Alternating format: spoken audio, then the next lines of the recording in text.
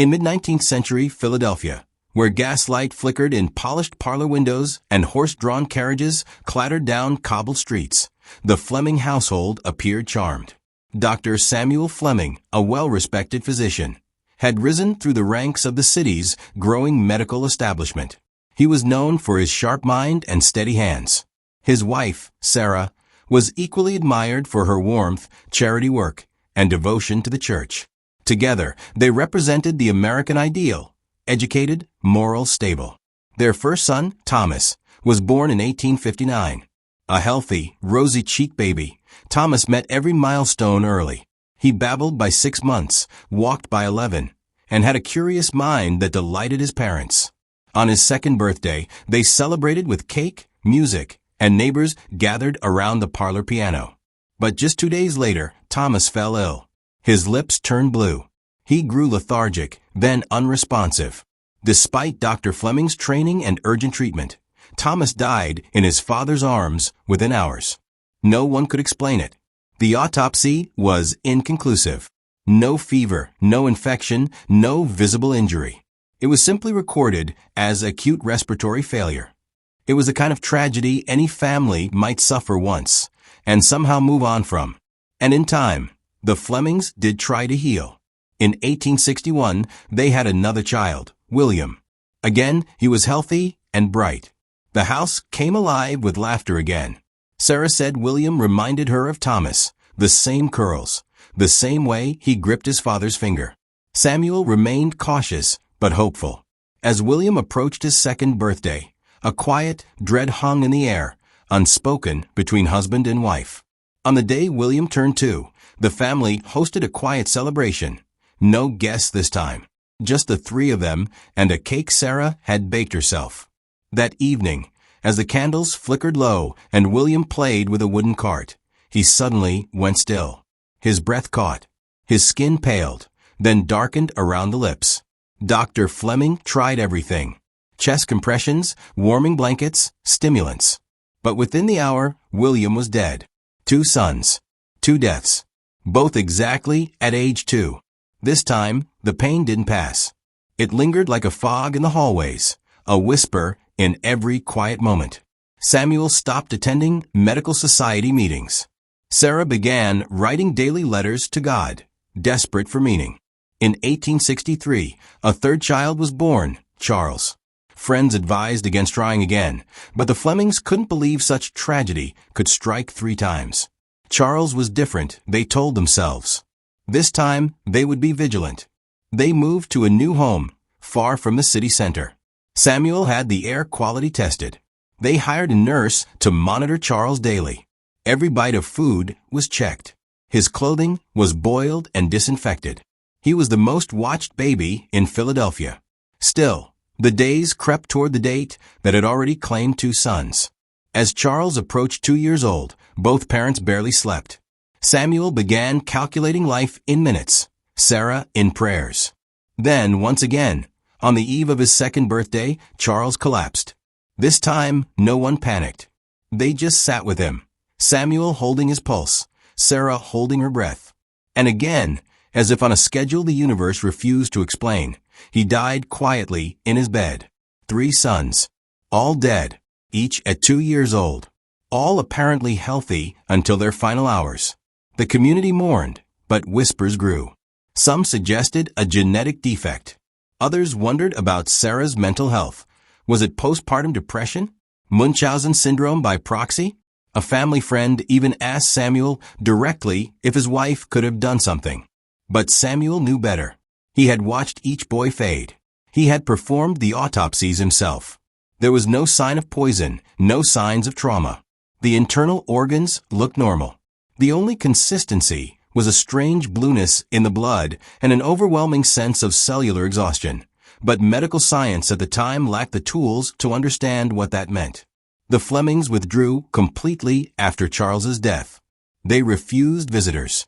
The once bright home became still, cloaked in grief and confusion.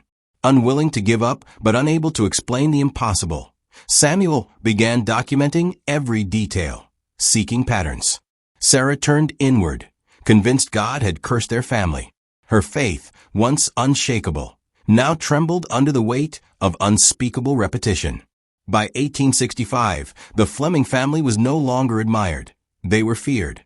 And what no one yet knew was that the mystery had only just begun. After the death of their third son, Charles, the Flemings became consumed by a single haunting question: what was killing their children? Samuel Fleming, trained as a physician and once revered for his cool logic under pressure, now found himself navigating a nightmare with no rules, no answers, and no name. Medicine in the 1860s, while advancing, was still deeply limited in understanding pediatric conditions, let alone rare genetic diseases. Samuel pored over casebooks, corresponded with colleagues from Boston to Baltimore, and tested every known toxin and pathogen. But nothing fit. The symptoms had been sudden and nearly identical in all three boys: fatigue, rapid breathing, bluish discoloration around the lips and fingertips, and then complete systemic shutdown within hours. The autopsies revealed no organ damage, no infection, no inflammation, no trauma. The hearts appeared weak, perhaps slightly enlarged, but inconclusive. The blood carried a purplish hue. An anomaly, yes, but not diagnostic in itself. Some physicians whispered about failure to thrive, a term barely understood at the time. Others suggested weak constitution, an outdated belief that some children simply lacked the vitality to live. That theory enraged Samuel. His sons had been strong, playful, and full of life until the moment of collapse. Then came the darker insinuations. A few doctors, unable to explain the pattern, hinted at parental fault. Are there any household exposures? Emotional stress in the home, one asked. Another wrote back with clinical detachment. Has hysteria been ruled out in the mother? That comment cut Sarah like a knife. Though always composed in public, Sarah was unraveling inside. She kept the boys' shoes lined up at the foot of their empty beds. She refused to let their toys be stored away. Every evening, she lit 3 candles in the front window, one for each son, and watched them flicker in silence until they burned out. When the church offered to hold a special prayer service, Sarah declined. She no longer trusted prayers, or people, or her own body, which she now believed had somehow doomed her sons. Meanwhile, Samuel tried to shield her from the worst rumors. He'd heard the whispers, neighbors suggesting Sarah had fallen out of favor with the Lord, or that some ancestral sin was being repaid through their children. One woman claimed the Flemings had tampered with spiritual forces, another that their house was cursed. Science had no explanation. Superstition rushed in to fill the void. The Flemings moved to a quieter part of Philadelphia in hopes of escaping gossip and starting fresh. Samuel resigned from his hospital post and opened a small private practice. But behind closed doors, his mind raced. He began building charts, recording every detail from conception to death for each child. Time of day, weather, diet, behavior, birth weight, skin tone, even the number of stairs each boy had climbed on their final day. He poured through Sarah's lineage, desperate to find any pattern of early deaths or mystery illnesses. Nothing stood out. Her family had lived long, robust lives. There had been no cases of infant loss, no conditions that matched. Then he started looking outward. Was it the air? The water? Philadelphia's coal smoke? Was something environmental accelerating in their neighborhood? He tested the home's cisterns and heating vents, examined the old paint, even brought in an industrial inspector. No toxins were found. No mold. Nothing irregular. As the weeks passed, Samuel's notes became obsessive. He began predicting the death of future sons, hypothetical children not yet born. He used his data to calculate a probability of death for any boy reaching the age of 2. The result was always the same, 100%. And then Sarah became pregnant again. She didn't tell Samuel at first. She kept his secret as long as possible, unsure whether to feel joy or dread. But as her belly grew, she couldn't hide it. Samuel's reaction wasn't anger, it was terror. He broke down, holding her tightly, as if she might vanish too. "We can't," he said. "Not again." Sarah disagreed. "We have to," she whispered. "We can't live in fear of ghosts." But the fear didn't leave. It only changed shape. This time, they would try something different. They would not name the child immediately. They would raise him quietly, avoid all known triggers, and keep him away from public view. Maybe, just maybe, they could break the pattern. Or maybe, as Samuel feared, the pattern was them. As the calendar turned to 1866, the Flemings found themselves living in isolation, not just physically, but socially and emotionally. Their once admired household, once filled with laughter and promise, had become a quiet tomb of unspoken grief and unbearable tension. Yet as much as they tried to disappear into the background of Philadelphia society, the city wouldn't let them. When news of their fourth pregnancy spread, despite their efforts to keep it private, neighbors and local clergy began whispering again. Some speculated this was desperation. Others accused the couple of recklessness. A handful even suggested that the Flemings were inviting judgment upon themselves, tempting fate by conceiving another boy. Then the unthinkable happened. A former patient of Dr. Fleming, distraught after losing her own child to scarlet fever, wrote to a local newspaper. In a raw, grief-stricken letter, she implied that Samuel and Sarah were hiding something. 3 sons have died in the same home at the same age, she wrote. Can no one see what's happening there? The letter was published anonymously in the Philadelphia Weekly Gazette under the ominous headline, "The House Where Boys Don't Grow Up." Within days, the Flemings' tragedy was the talk of the city. Newspapers across Pennsylvania began reprinting the story, each adding new layers of speculation. Some included interviews with unnamed doctors.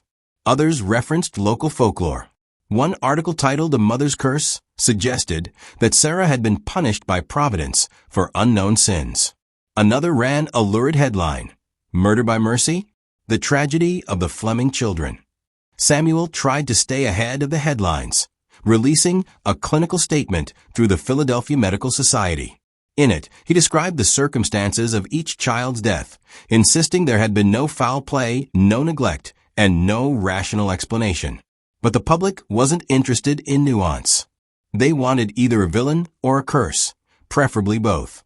Reporters began knocking on the Flemings' door. Ministers offered unsolicited prayers. Curious strangers loitered outside the family's townhouse, hoping to catch a glimpse of the doomed family.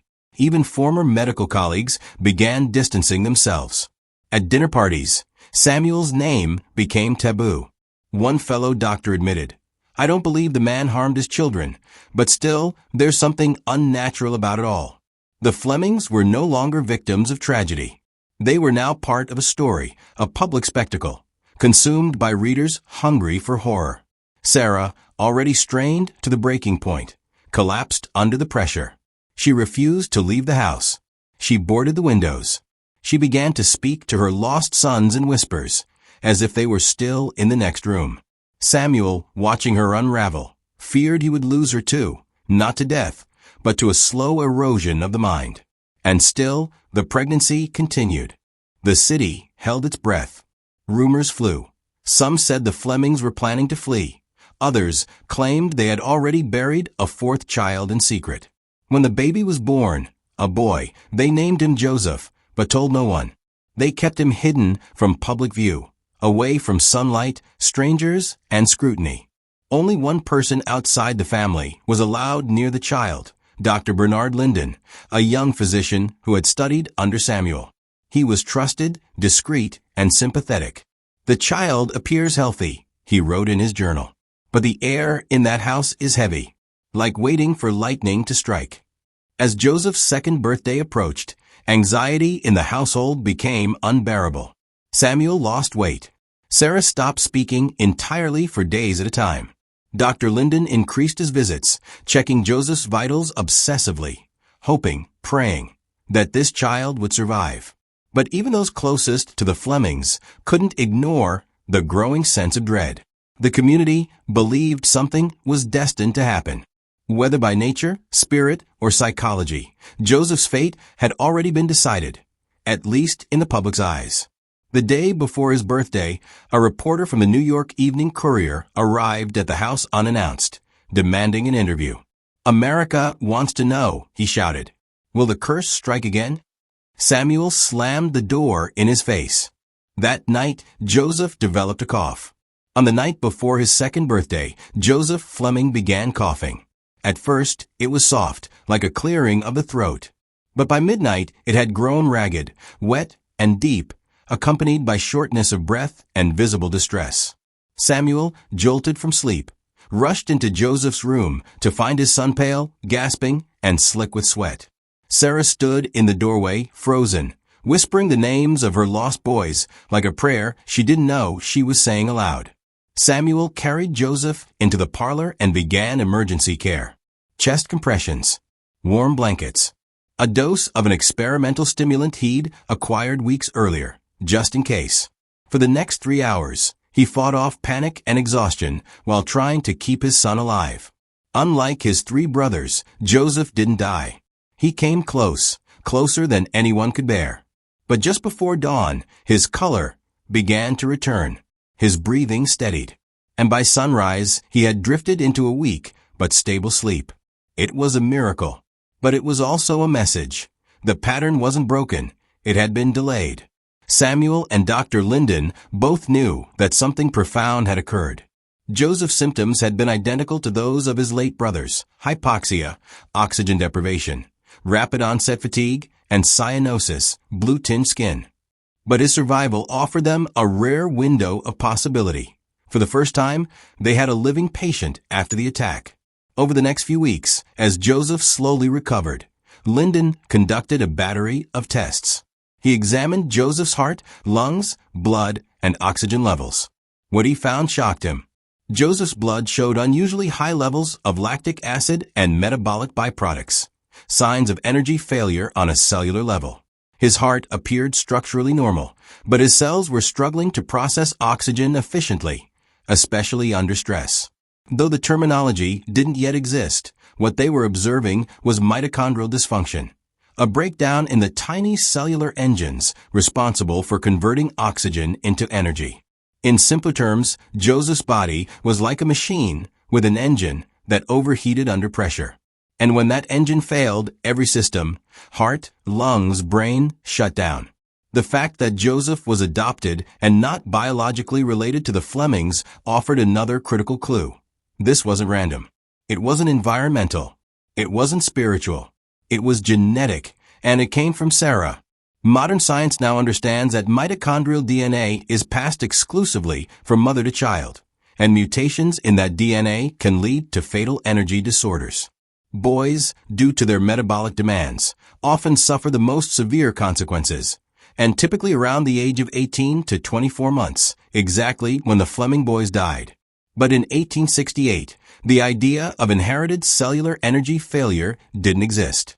Still, Samuel saw enough of the pattern to finally understand. Sarah was the carrier of an invisible trait. She had passed a fatal flaw to each of her sons, unknowingly. It wasn't her fault, but it had been inside her all along. The realization broke her. When Samuel gently shared his findings with her, she said nothing for a long time. Then she picked up one of Thomas's shoes from a shelf and held it to her chest. She whispered, "It was always me." From that day forward, she stopped speaking entirely. Joseph, though damaged, survived. But he would never fully recover. His growth slowed. He developed cardiac arrhythmia. He tired easily. Dr. Linden believed he might live into adolescence, perhaps longer, but only with constant care. The Flemings left Philadelphia shortly after. They quietly sold their house and vanished from public view, giving no forwarding address. Their disappearance sparked one final round of headlines, but by then, the public's appetite for the story had faded. Samuel left a sealed file with Dr. Linden, his final notes, charts, and medical theories. In it, he wrote, "This isn't a curse. It's a code, written in the blood. Read only in time." That file remained in Linden's office for decades. He never published it. But in the 20th century, researchers studying early descriptions of Leigh syndrome and mitochondrial disease would cite a mysterious case from Philadelphia in the 1800s, one that eerily matched the Fleming boys' deaths. Today, it is considered one of the first unwitting encounters with mitochondrial inheritance in medical history. But back then, it was simply seen as a horror no science could explain. After their quiet departure from Philadelphia, the Flemings vanished from the public record. No forwarding address, no obituary notices, no marriage or death certificates ever confirmed their fate. For all intents and purposes, they became ghosts, not just of their own story, but of a medical mystery too far ahead of its time to be solved in their lifetime. The only remaining trace of their lives was a sealed folder left behind by Dr. Bernard Linden, Samuel Fleming's last confidant. He kept it locked away in a drawer in his private office until his own death in 1909. Inside was a detailed collection of charts, autopsy sketches, observational notes, and an unsettling letter from Samuel that read like a confession and a warning. We didn't know. We couldn't have. But the truth was inside us, unspoken and fatal. This wasn't divine punishment. It wasn't madness. It was something much quieter, a failure written in blood. The files sat untouched for decades, until a young researcher named Dr. Martha Halvorson rediscovered them in 1937 while cataloging old medical cases at the Pennsylvania Historical Society. She initially assumed the documents were fictional, so precise in their symmetry, so tragic in their outcome, that they read more like Gothic literature than science. But further investigation confirmed the Flemings had indeed existed. Census documents, hospital registries, and newspaper clippings pieced together a chilling timeline. Dr. Halvorson saw something no one else had, the fingerprints of a pattern that modern medicine had only just begun to recognize, a rare, deadly, inherited disorder that primarily affected male children, often around 2 years of age. A condition that mimicked heart failure, oxygen deprivation, and respiratory collapse. Today we know it by names like Leigh syndrome, MELAS, or MERRF, all forms of mitochondrial disease. Back in the 19th century, no one could even dream of understanding this invisible assassin. Microscopes weren't strong enough. Genetic theory was still in its infancy. DNA hadn't been discovered. And mitochondria, the tiny power generators inside each cell, were not yet understood as the crucial source of energy that they are.